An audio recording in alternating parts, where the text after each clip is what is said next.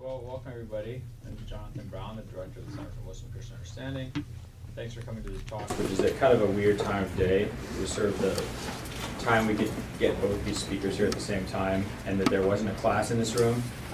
So, and we usually have food as well, and there's no food here today. So this has been an interesting experiment, a natural experiment for sociologists. Glad to be your elaborate. Yeah, this is this I think is a fascinating topic. I'm really happy to have both these people here. Happen to be in town at the same time. Between social conservatism and progressive resistance, Muslims in Trump's America. Although obviously that's not a possessive S there. It's the America that is currently presided over Donald Trump, not yet his possession. I just want to be clear about that. So our first guest alphabetically is Dr. Abbas Barzegar from Georgia State University, where he's an assistant professor of religion. His research areas include early Sunni Shia polemics, political Islam, and African American Muslim history. And he's co-director of the After Malcolm Oral History and Archiving Project. He's also the co-director of the Civic Approaches to Conflict Resolution Initiative. In addition to a number of articles and book chapters, he regularly appears in print and broadcast media to offer commentary and analysis on current events. And by the way, that's probably one of the broader ranges of expertise, going from early Islamic sectarian history to African American history in the U.S. The second participant today is Dalia Mogahed, who is the director of research at the Institute for Social Policy and Understanding, ISPU, a Washington, D.C. and Dearborn, Michigan-based research organization that supports American Muslim community development and amplifies the voices of American Muslims in the public square. Do you have the Dearborn, Michigan in there to sort of show that you're rooted in a local community as opposed to just being some inside the Beltway noxious cesspool of parasitic? It's just a statement of fact. It is a statement of fact. You have a mail, I'm sure that's where the offices are. Prior to ISPU, Dalia Mogahed chaired the Gallup Center for Muslim Studies from 2006 to 2012, which conducted research and statistics on Muslims throughout the world. She was selected as an advisor by former President Barack Obama to the White House Office of Faith-Based and Neighborhood Partnerships. And she's one of the co-authors, along with John Esposito in our center, of an excellent book I recommend called Who Speaks for Islam. It's still one of the most useful books that I have, and I always rely on it when I give talks. It's an excellent survey of, I think, 27 Muslim countries, was it? It was actually about 47. Wow, I don't know how that happened in my brain. 47 Muslim countries.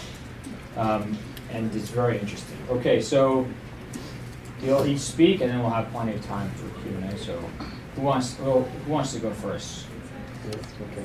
Okay, so I understand we have about an hour and a half, and I look forward to Q&A and conversation, but I would like to maybe outline sort of my perspective on what's happening now, but give you a background on my approach and how we got here. So I'm going to try to fit my comments in roughly around 15 minutes or so, and let's see what we can do. So not a few years ago, some time ago, I had written an article that was about how to study Islam in America and how we can make sense of Islam in America and the different Muslim communities that are out there. And what started out as a real kind of academic exercise in how we think about the categories and sociological divisions about the Muslim community in America turned into a real model for mapping what I call the discourses, or the ways in which we speak, we could even call them styles, in the American Muslim community and the different kind of types, really, of Muslims that are out there. Now, typically, we talk about the Muslim American community in sort of segmented fashions, like the immigrant community, or an ethnic-based sort of the Bangladeshis, or the Pakistanis, or the Arabs, and then the African Americans, and we sort of have these ethnic categories. At best, sometimes we'll talk about maybe the sectarian or theological sort of divisions within these communities, but for somebody who spends a lot of time in Muslim American communities, mosques, institutions, social networks, and anybody who's really spent any time in that space in any major metropolitan city in America recognizes that those categories really don't map out onto reality. And it echoes a great saying from a scholar of religion, Jonathan Z. Smith, had this amazing article called "Map is Not Territory." And so I always keep that in mind when I'm thinking about doing the ethnography that we do. And so what I did is try to propose a different formula for mapping, so to speak. And I came up at that time with 6 categories, and a lot of my academic friends don't like the fact that I came up with new categories because we don't like categories and they box people in and things like this. But really for me it's something of a flexible map to chart the kinds of ways in which we talk, that is, as American Muslims. And I say we there because all of this work is participant observation. I am a practicing Muslim embedded fully in the community in multiple layers, but also an academic who speaks and talks about this and writes about this professionally.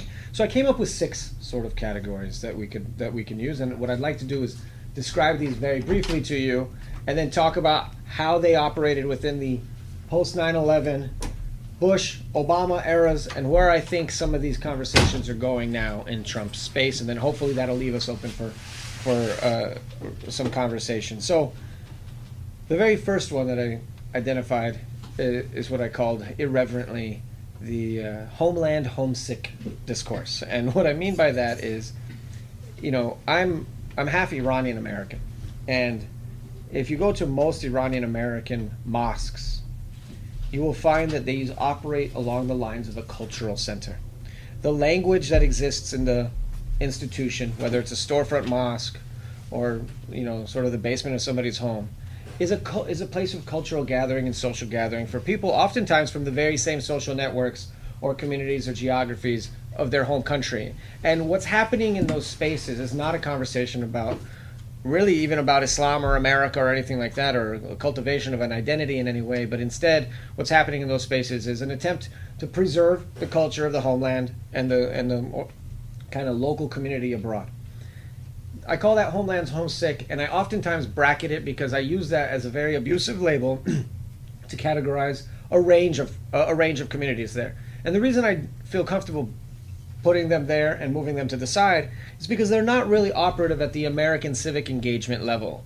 When the individuals in those spaces operate as Muslims or as professionals in their jobs or anything else, they're operating in a different level of discourse. They're not taking their sort of Islamic identity into that space. And so I sort of bracket that out for us to think about those communities that are in many ways off the map for the questions that I'm interested in, namely, how is it the articulation of an American Muslim identity, theology, mode of practice, institutional building, how is that developed? The homeland homesick constituency, if you will, does not really map onto that. When it floods into that space, we have about 5 different categories that I think are fairly stable, and at least in my opinion, have remained somewhat stable over the last, I guess it's been almost, about at least 12 years or so, 12, 15 years that I've thought about these categories. And so one that you often see that is highly visible, and we can sort of start down this track, is what I would call the Abrahamic American tradition. And I'll call these traditions the Abrahamic American tradition. What I mean by that is practitioners of this space consider Islam to be one of, as it is, the 3 major Abrahamic traditions, but more importantly that it blends seamlessly into the core of American values, ideas, and sort of constitutional mandate, not the literal constitution, but the foundational mandate of what it means to be American, that there's great alignment between the core values, essential values of these religions, Islam being one of them, and the American project. You will find somebody like Imam Faisal Abdul Rauf, that's it, right? Who was up in New York, if you guys remember the Park 51 or Ground Zero Mosque controversy. You'll see him do something that we often hear others do as well, where they will find sort of principal values out of the Bill of Rights, or out of the U.S. Constitution, articulate those values, and then list right after it some core Islamic beliefs and values. Oftentimes you will find them defend this position, or articulate this position from something called the maqasid of the Sharia. These are the sort of 5 primary goals of what the Islamic ethical world is supposed to encompass. I say ethical world because I don't want to say Islamic law, but what the Sharia as a total sort of way of being is supposed to encompass. And you'll find great alignment in the articulation and the rhetoric of that vision. You will see many American Muslim institutions, especially at the prominent leadership level, national organizations, speak in those very direct terms. That was and I think he actually wrote a book with this title, What's Right with Islam is What's Right with America, or something of this sort, okay? So that, to me, is one that's a discourse or a tradition that's available out there very clearly.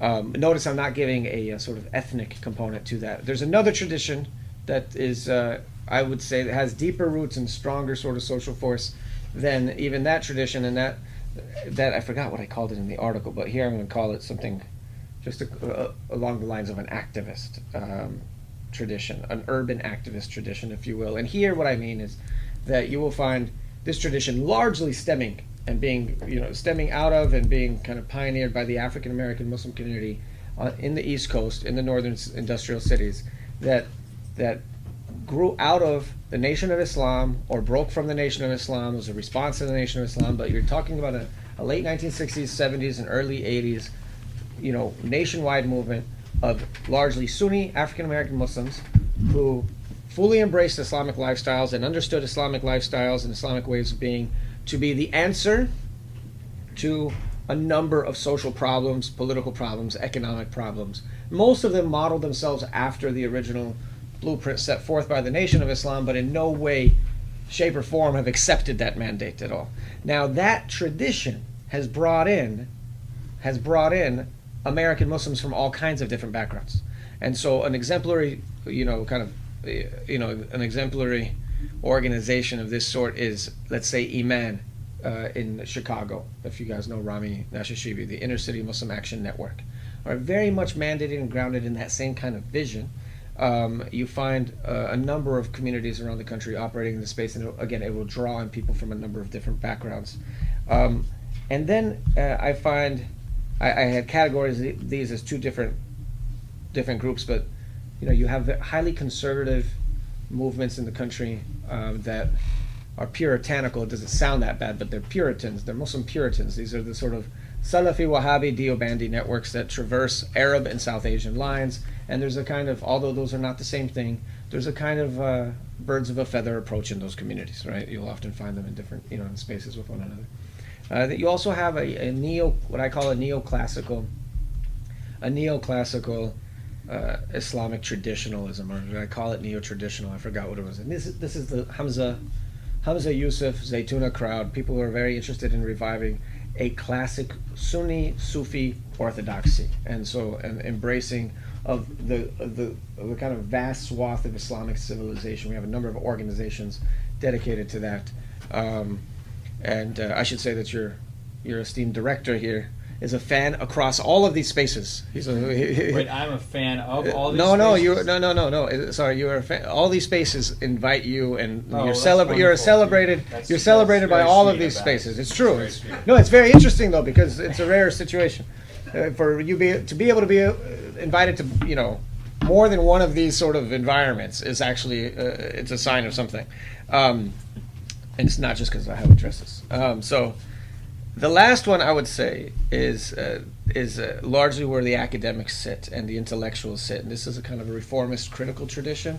These are the individuals who I would say take a kind of perpendicular approach to classical Islamic ethics, law, theology, and are looking for ways in which to use the American space and the cultural and intellectual milieu in this arena, and oftentimes the universities themselves become hubs for this kind of discourse, to reimagine what traditional Islam looks like, what the boundaries of Islamic orthodoxy look like, what traditional practices might look like. And so this is where you will find a number of also highly visible but oftentimes disconnected from ground community discourses, such as very, very strident critiques of patriarchy, feminist-oriented, critiques of ritual practices, of Islamic law, and again, very foundational sorts of things, new methodologies of Quranic interpretation, and whatnot. So these are, I think, these are the map. During the Obama, and I'm going to talk mostly about the Obama administration, but a lot of this got sort of the tracks were set during the Bush administration.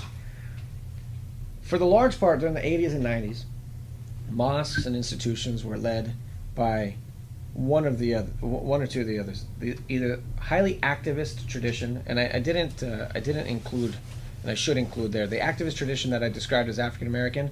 There's also some dovetailing there with what we could call your classic Islamist type of organization. People don't like for me to use that sort of term in the American context, but there are movements in America and sort of orientations that connect themselves to transnational Islamic revivalist movements, and so, Muslim Brotherhood without the name, or Muslim Brotherhood style orientation, things like that. You had one of two kinds of mosques in America and institutions. They were either run by this activist, transnational Islamic kind of activist vision, or one of the sort of pious conservative orientations, Deobandi, Salafi, whatever it might be. After 9/11, like literally the next day, all of this got flipped on its head. The boards tossed all those guys out, and they were all guys, by the way.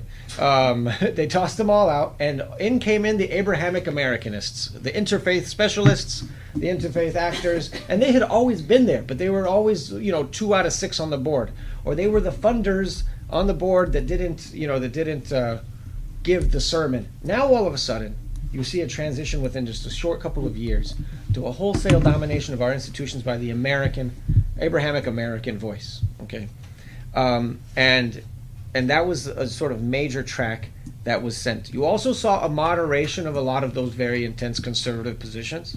You also saw an amplification of the reformist critical voices. And so all of this sort of just came together. And I would say that those are the three kind of major, things that began happening in that space.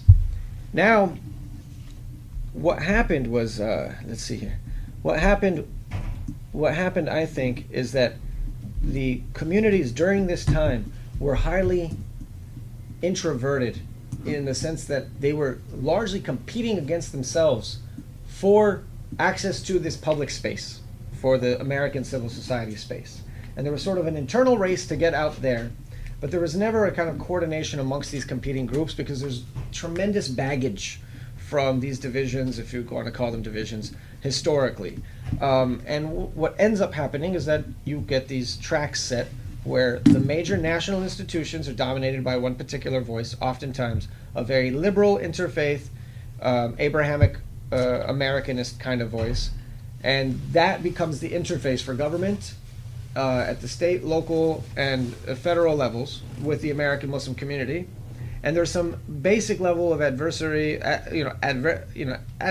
relationships and sometimes outright hostility and antagonism between that tradition, let's say, and another tradition, let's say the revivalists or the urban activists and whatnot, that also want to gain access to that public space, but for a different mandate. The mandate there is not inclusion, political access, or influence, but the mandate is the classical mandate of these communities for the last 30, 40 years, all right? Better communities, more economic, empowerment, more safety, okay, basic social services, very much a sort of leftist Democratic Party, conversation there, if not a little bit further across the left spectrum. The pious institutions, the Salafis and those communities took major hits because of the police state nature of, because of the kind of policing in the Bush era.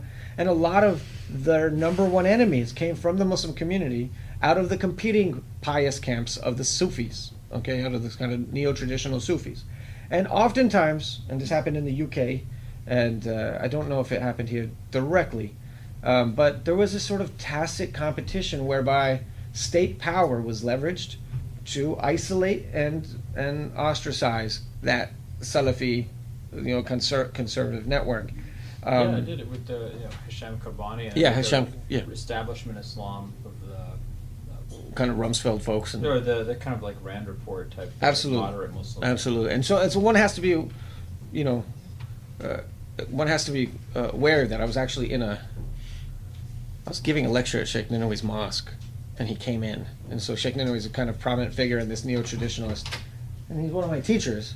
When I was talking about the Rand Report and how it's no coincidence that the neo-traditionalist current in American Muslim affairs really caught sail and caught air after 9/11, and all of a sudden this became the dominant mode of expressing your piety It was post 9/11 that happened, and I was saying this in one of those mosques. So it wasn't kind of an uncomfortable situation, but those are the dynamics. In the recent years, this one of the major sort of conversations, and we were just having this conversation amongst friends yesterday, is the role of sort of the anti-terror mandate that government feels like it has to have with American Muslim communities and Muslim communities in Europe and the UK. And that comes in the form in the United States of CVE, Countering Violent Extremism, and how this has been an absolute flashpoint for American Muslim communities. And I had the opportunity last year to survey groups across the United States and experts across the United States and in Europe and in the UK to talk about how Muslim communities, as well as other civil society groups, felt about this mandate, to prevent violent extremism. And overwhelmingly what we found were deep divisions, in my mind, articulated along these sort of theological orientations about how to approach the state and deal with this money. So where did the decision making come from? Where did the sort of logic come from in terms of dealing with the state on this money? And again, highly, highly contentious. Many institutions sort of divided right down the line on this one. But the same patterns that we saw in the United States happened already in the UK and to a lesser extent in Europe, because Europe's got a sort of different demographic, profile there, as does the UK. But the CVE issue has been highly, highly problematic, largely because the Obama administration insisted that CVE was not something about Muslims, that it was about extremism only. And, we edited a volume out of Stanford University Press called Islamism, Contested Perspectives on Political Islam. And the whole volume was a debate amongst scholars, activists, and policymakers about whether or not that word, Islamism, meant anything. And there was a whole and this was back in 2009, and there was a whole debate about whether or not this word was a useful word analytically or politically or anything like that. And while a lot of people did not like the connection between Islam and political, or putting an ism after Islam, by removing the entire concept from the policy framework and apparatus, I believe, by doing that, there was more harm done than good. And what I mean by that is, that mandate was still directed at Muslims. Just because they took the top layer name off of it. When you hold a CVE summit and 90% of the participants are Muslims, okay? When the project is directed and governed by Department of Homeland Security and Department of Justice, and is directed largely in engaging Muslim communities across the board, it's still an Islamic targeted sort of thing. Well, the debate within the community was, it's not about Islam. It's an access point for us to work with government, increase our resources, scale our capacity so that we could be more effective in this kind of climate. And then on the flip side, people were saying, no, it's just they just put a mask on this thing. This is still Bush era counterterrorism and whatnot. And so the divisions were there, and they've been very, very intense. And then now, with the coming in with the Trump administration, there's actually talk, and it seems like it's on kind of on the books, that there will be an entire wholesale name change. So it will no longer be CVE, or Countering Violent Extremism, but what's the proposal, Jack? Countering Islamic Radicalism, or something like this, right? So they're just going to name it what it is. But the thing is that all these people that were close to the Obama administration, again, the Abrahamic American-oriented type of folks, they got close to the government in a number of ways. They secured a few $1 million of funding from DHS for these grants under the presumption, and this was told to me by policymakers and by the people that apply for these funds, under the presumption that when Clinton gets into office, there will be a slow transition of the whole CVE mandate out of DHS and DOJ and into Health and Human Services, which would change the nature of the conversation and allow for basically what would be securitized policing funds to be made available for community and social service work, which was a kind of a good solution, a lot of people thought. Well, that didn't happen. And so the DHS funds have now been announced, awarded, and they're supposedly on their way. And there's an active campaign to get a lot of these organizations to return that money or refuse that money. So 2 organizations already have, one up in Michigan and another one, I believe, in Minnesota. I have to confirm that one, though, but for sure the one in Michigan's already given back. And there's going to be a kind of effort within the community to get people to push this money back. And so that's where the conversation is at on CVE, but that's a really small conversation. CVE money, that $10 million pot of money that they gave out, is less than I think it's 0.25% of what the overall counterterrorism budget is in the government. Okay, and so for people to be fighting over even a couple $1 million is missing the bigger picture. CVE might have its own mandate, but what we're concerned about is that CVE will be folded directly into counterterrorism. It'll be fully militarized, policed, etc. And then the other thing that people are really concerned about, but are completely flat-footed about, is the pending designation of the Muslim Brotherhood, or potential designation of the Muslim Brotherhood as a terrorist organization. Not because there's actually any evidence to consider them a terrorist organization, but it's a political call. It doesn't. They can kind of do it willy-nilly. And so, if it gets designated a terrorist organization, it's still not the case that any American Muslim organizations or leaders would be implicated or criminalized because of that designation, but the political chilling effect that will take place will be worse than what we saw post 9/11, and we could expect at least a couple of high-profile sort of framing situations whereby charities, organizations, development organizations and whatnot, are either charged with material support, or this very obscure concept called fungibility. So if I'm in Gaza and I open up a hospital, that relieves Hamas from opening up a hospital, and the fungibility allows them to spend that money on weapons, which makes me guilty, even if we're not connected at all. Okay, something called fungibility, and that's what they prosecuted Holy Land on. And so we expect a revival of that, and communities are currently preparing to figure out how to anticipate some of that. But even without the designation of the Brotherhood as a terrorist organization, we can expect a strength, kind of a tightening of the screws on the American Muslim civil society space. And so that's the trailer, and we'll see what the series looks like when it comes out next month. Okay. Well, thank you all for taking time out of the middle of your day to be here. I wanted to cover maybe the other angle of to share some thoughts about how the current climate and the climate that we've been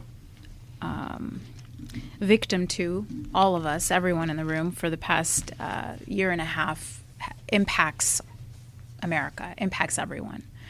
And I've written about this and I've spoken about it extensively, but I think it's really important to understand, I think we just heard about how the American Muslim community has functioned and has evolved over the past 15 years and before. And so it's very tempting to believe that Islamophobia or anti-Muslim sentiment impacts only American Muslims. And my thesis is that it impacts every single American, and it's a threat to every single American. So what I'd like to do is raise your awareness today of why I believe that the current political climate is hurting every single American. So I'll start by discussing, what do I mean when I say Islamophobia? I know there's lots of critique about the term. I'm going to use it because it's a functional term. It's a shorthand for anti-Muslim bigotry. It basically means a bigotry and discrimination against Muslims because of an irrational fear of Islam or hatred of Muslims. So that's how I define Islamophobia. And oftentimes when you ask people, why is there, so let's establish that there is Islamophobia in society. I'll give you a couple of examples. The Pew poll found that Muslims were the least warmly regarded faith community in America, as warmly regarded as Scientologists, and much less warmly regarded than any other faith community by far, except with fewer celebrities, exactly. Although that's not true. We have a lot of Muslim celebrities. So why is there Islamophobia? And so that question, if you ask most people, including most Muslims, they will say because of the violent acts of terrorists who act in the name of Islam. And that is definitely what I thought was the primary driver of Islamophobia. But then I looked at the evidence, I looked at the data. And when you look at the data, you find something very strange. You find that when anti-Muslim sentiment rises in America, when it spikes, is not around terrorist attacks. It is around the run-up to the Iraq War. If you just look at the past 15 years, when does anti-Muslim sentiment spike? It does not spike around terrorist attacks. It did not spike after 9/11, directly after 9/11. It did not spike after the Boston bombing. It didn't even spike after San Bernardino and the Orlando shooting.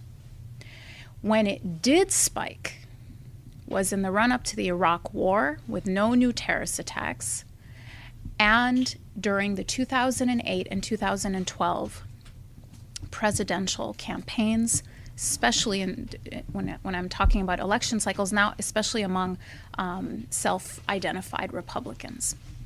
So you have an actual domestic terrorist attack in terms of the Boston bombing with no change in anti-Muslim sentiment, whereas there was a 10-point spike in the association of violence and Islam among Republicans during the election cycle with no actual terrorist attack occurring. So Islamophobia is not simply the regrettable organic result of bad Muslims doing bad things. It is a tool of public manipulation. I think that's a very important point to understand and internalize as we move forward. There's another reason there is so much Islamophobia, and that is because it is an industry.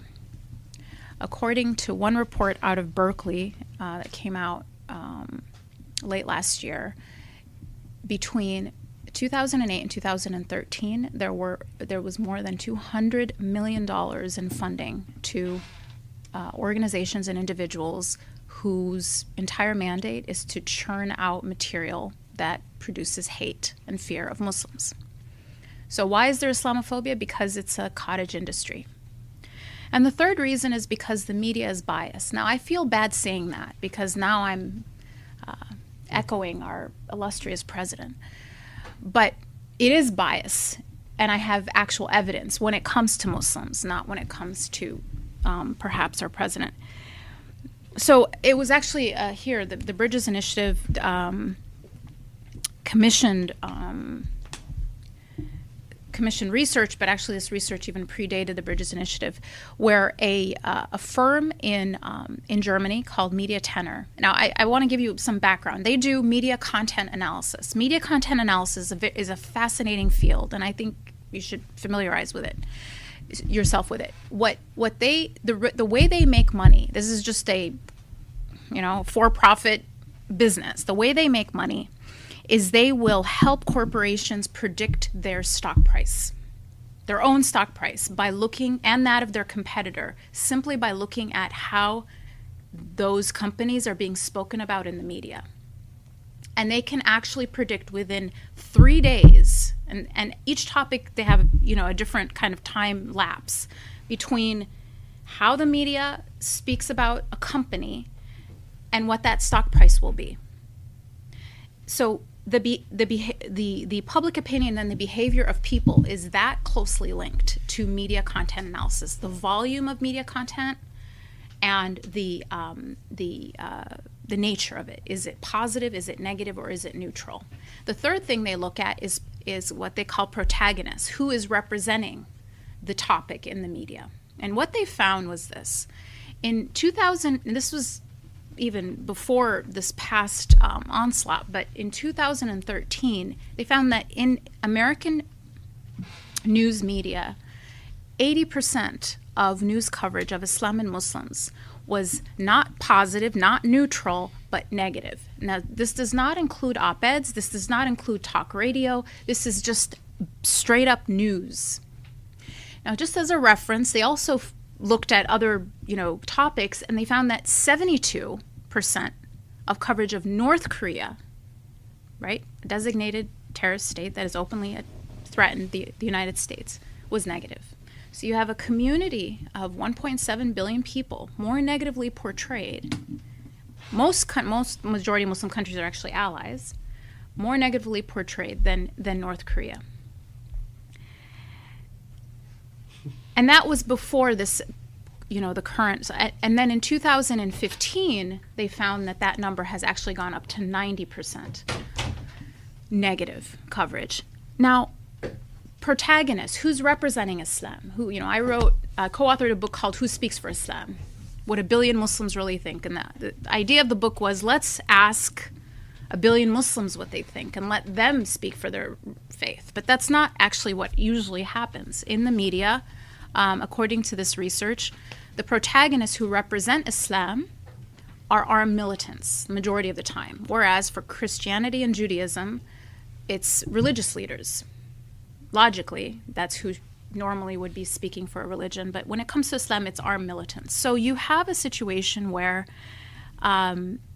media is incredibly biased. Another study found that the New York Times, over the past 25 years, has portrayed Islam more negatively than cancer and cocaine.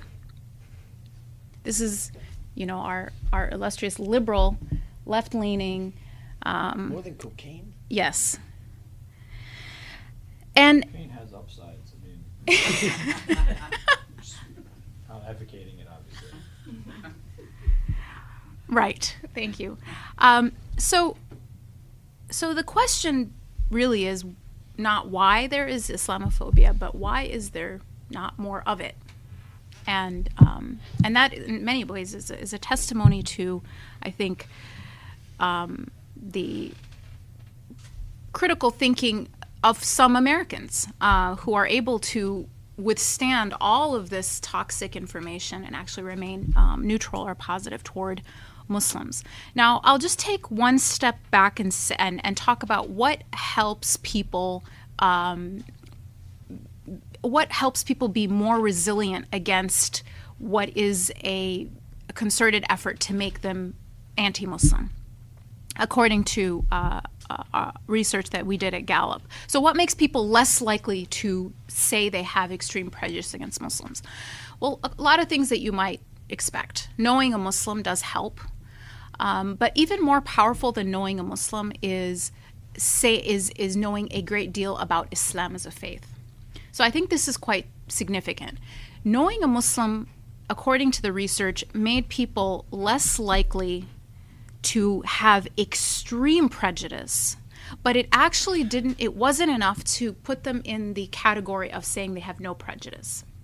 So knowing a Muslim softens prejudice, but it doesn't eliminate it. And I think it's logical, it's intuitive to understand why.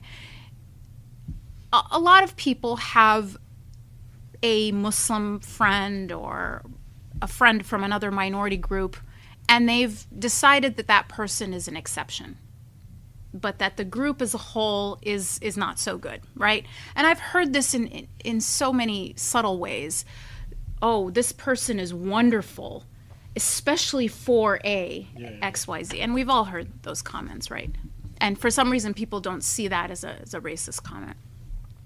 So knowing someone is not enough. And I think that's actually important, because we all think that that's all we need is, take a Muslim out to lunch and that will solve everything. It's not actually enough just to know one individual. You actually have to understand what you believe drives them. You have to have a more accurate understanding of the thing that defines their Muslimness, which is their faith, Islam. That's the only thing that all these people have in common. All these people that you've just listed, all the different ethnic groups. Muslim Americans are the most ethnically diverse, economically diverse, ideologically diverse faith community in America, by far. In every way you can imagine diversity, Muslims are the most diverse. We have very, very rich Muslims, very, very poor Muslims. We have no majority race, the only faith community with no majority race. So the only thing that binds these people together is this thing called Islam. And if people have a negative perception of the faith, they are much more likely, even if they know a Muslim, to have some degree of prejudice against Muslims.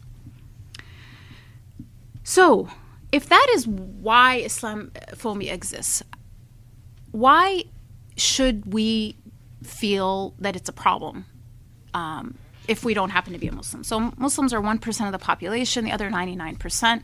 Should they care?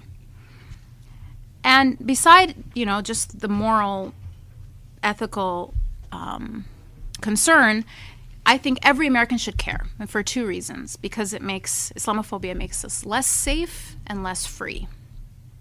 I'm going to start with how it makes us less safe. It makes us less safe because, the obvious, this rhetoric is connected to actions, and it's connected to violence against people who are Americans who are Muslim or perceived to be Muslim. So according to the FBI, there was a 67% increase in anti-Muslim hate crimes in 2015. So that's one way, just really simple. Hate crimes are on the rise. A second way that it makes us less safe is that terrorists use Islamophobic rhetoric to recruit.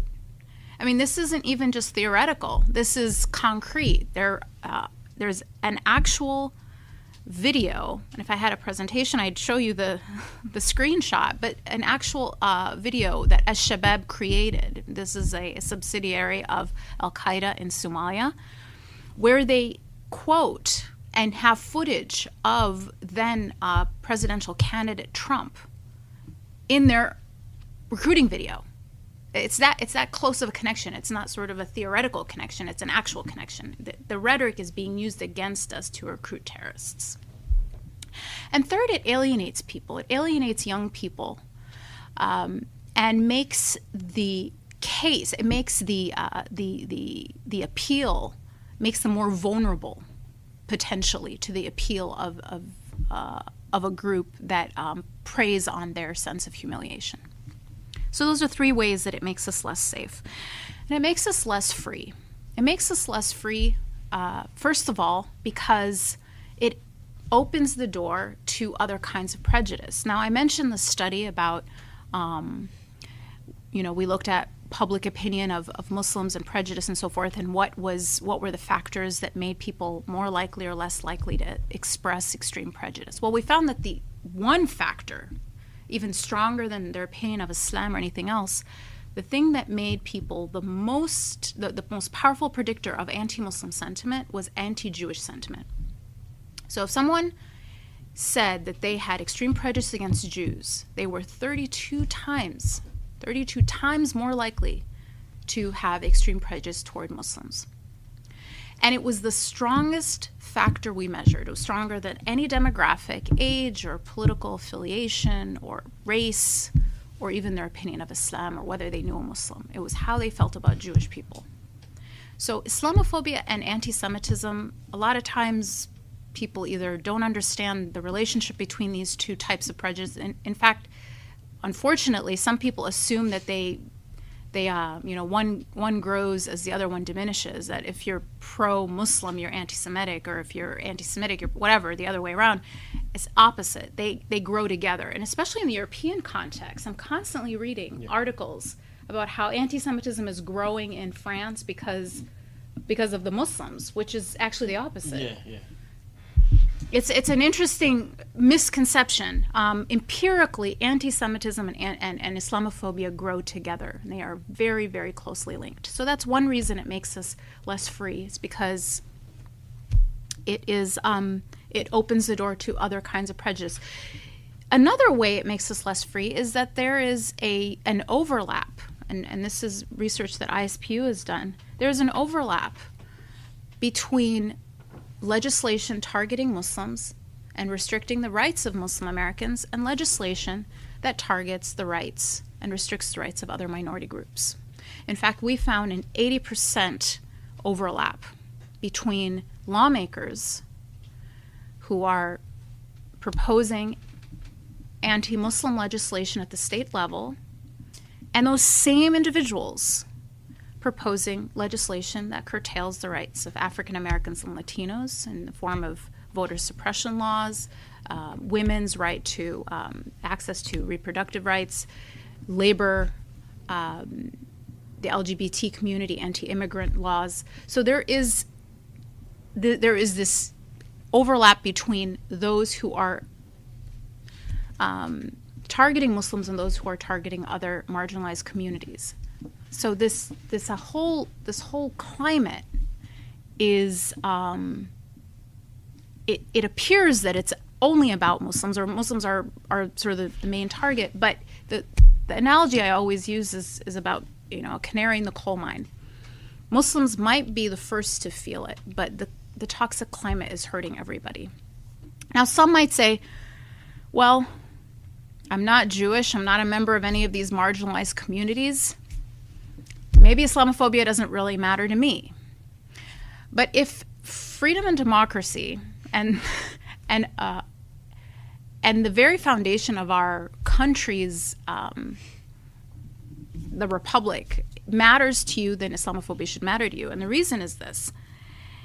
Islamophobia, as the name implies, is fueled by fear. And fear is a very powerful neurological phenomena. At a neurological level, according to neuroscience, fear makes people more accepting of authoritarianism, conformity, and prejudice. 3 things that erode the very foundation of our democracy. So fear kills freedom. And that's why everyone should care about Islamophobia. Whether you're a member of a marginalized community, historically marginalized community, whether you're a Muslim, whether you're a woman or a man, if you care about democracy and freedom in our country, then this should be something that you work against. Which brings me to the final section of what I'd like to, my remarks, what I'd like to share with you is, what do we do? What do we do about it? And that's always the question that I think is important to ask. The first thing I think we do about it is we educate ourselves about media, how the media is impacting us, how the media is framing things, portraying things. When you hear about a crime, can you tell the background of the person before you hear their name or see their picture? And the answer is probably yes. And the way you know is how the crime is framed. Is the crime framed as an aberration, lone wolf, possibly mentally ill individual, therefore they must be white? Or is it framed as the continuation of a problematic community and a problematic faith or a problematic culture, and therefore they must be black or brown? If you start to just pay attention to that one difference, you will realize how much you need to be critical of not just the information you're consuming, but how it's being given to you, how it's being portrayed. So be critical of the media and then call it out. Actually, once we raise that awareness, we have to start to complain. We are supposed to be the consumers of, the customers of media outlets, and we have a right to speak out against that. The second thing I think we need to do is build coalitions. We have to build partnerships and coalitions across communities, and we should have, this should have been happening all along. But people of conscience have to get together now more than ever to say no to really an onslaught of tyranny and oppression that is taking over our country. I'm just going to be very blunt.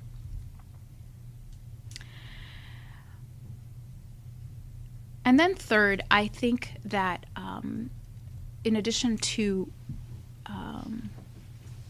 educating ourselves about media, I think we have to educate ourselves about each other and about each other's belief systems. I am still reminded about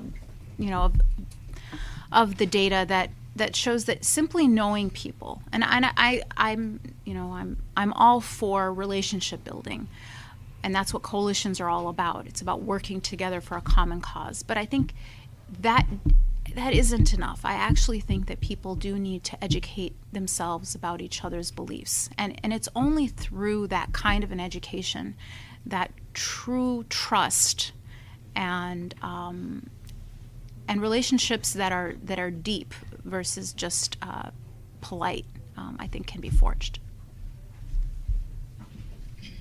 Thanks very much.